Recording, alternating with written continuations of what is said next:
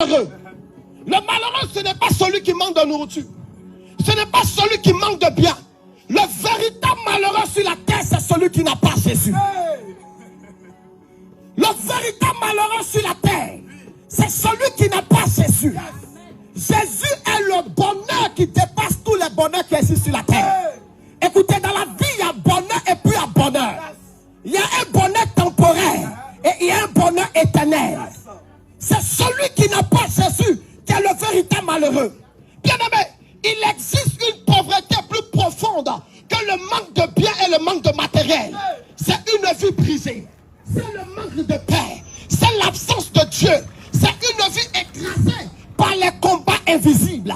C'est-à-dire tu as l'argent, mais tu as combattu. Tu es belle, tu as combattu. Tu as les relations, tu as combattu. Au lieu de profiter de ce que tu as, tu es en train de combattre seulement dans ta vie. C'est-à-dire que le diable ne te permet pas de profiter de ce que tu possèdes.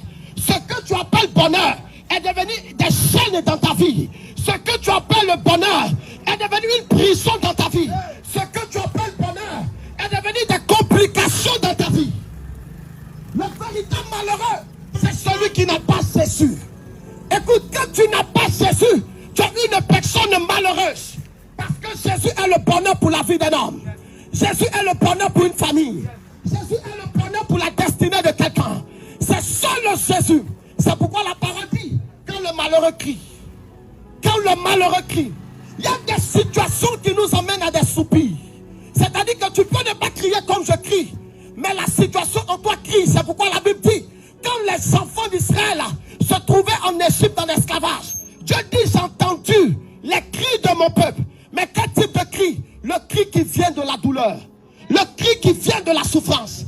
C'est-à-dire que même la souffrance en toi s'exprime. Parce que la douleur que tu vis n'a pas l'envie seulement de te détruire, mais il veut aussi trouver une solution. Il y a des problèmes qui veulent trouver des solutions. Mais il y a des problèmes qui n'auront pas de solution tant que ces problèmes n'ont pas rencontré la solution Jésus. Tant que ce problème n'a pas rencontré la solution Jésus. Écoute-moi, tu es malheureux parce que tu es éloigné de Christ. Maman, tu vis dans cette douleur parce que ta vie est éloignée de Christ.